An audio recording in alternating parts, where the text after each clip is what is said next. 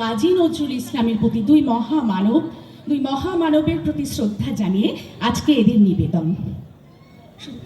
খোকা বলল সেই ছড়াটা শোনা আবার, সেই যেটা খুব প্রিয় ছিল তোমার এবং বাবার।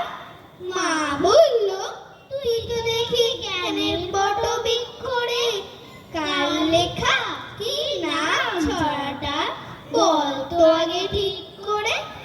ওই যে তোমা যে ছেলেটা রাঙা ঘোড়ায় চড়ে, মাকে নিয়ে ঘুরতো বিদেশ দিগন্তরে। সন্ধে বেলা সূর্যি ঠাকুর যেই বসলো পাটে, হঠাৎ সে পৌঁছে যেত জোড়া দিঘির মাঠে। মাগো তুমি বলতে পারো জায়গাটা ঠিক কোথায়? সত্যি কি মা ভয়ে চলে যায় মোরা নদীর সোতায়? আচ্ছা ধরো তুমি যাচ্ছ পালকি চেপে একা, পথঘাট সব মরিশহীন, পাখিরও নেই দেখা।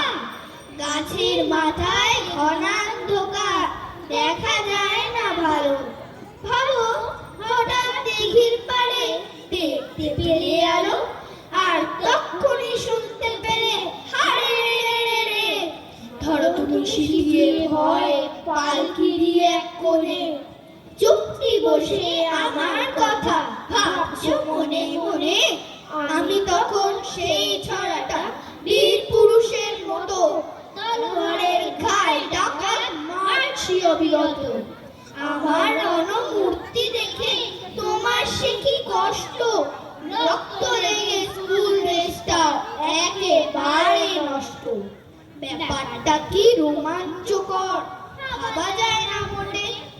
ভাগ্যে যদি এমন সুযোগ একবারটিও জোটে, সবাইকে মা দেখিয়ে দেব 100 বছর পরে।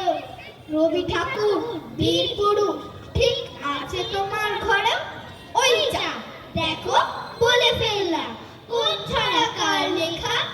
দোষ কিছু নেই, সবই তোমার কাছেই শেখা।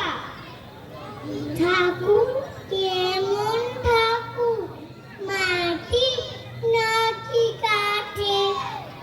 এই কথাটা নেই লেখানে রুমু সহজ পাঠে।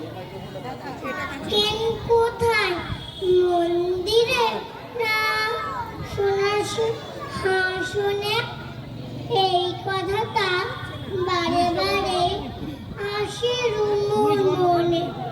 রুমু কি আর জানে এই মানুষ এবং কবি হয়তো ভাবে মোল্লা নাসিব অথবা মৌলভী।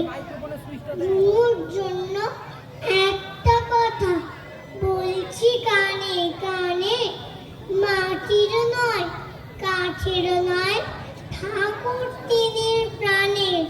ভোর হলো তোর খোলো খুকুমনি ওঠরে, ওই ডাকে জুই শাখে ফুল খুকির ছোটরে।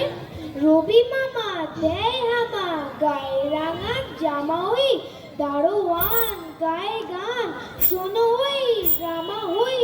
তেজেরি করে ভিড় ওড়ে পাখি আকাশে, ইন্তার গানটার ভাসে ভোর বাতাসে। চুল বুল বুল বুল ওই দড়ি চললো, এইবার কুকুর চোখ খুললো। আলসে নয় সে ওঠে রোজ সকালে, রোজ তাই সাদা ভাই টি দেয় কপালে। উঠলো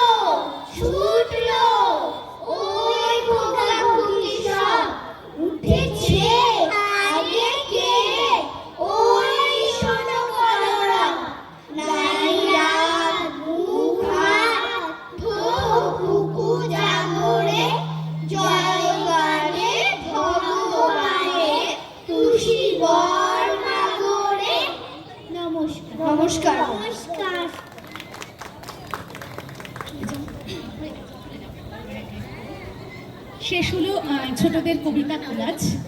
আমার বড়দের গ্রুপ এবারে আসতে পারেনি, তো আমি একটা রবীন্দ্রনাথ ঠাকুর এবং কাজী নজরুল ইসলামের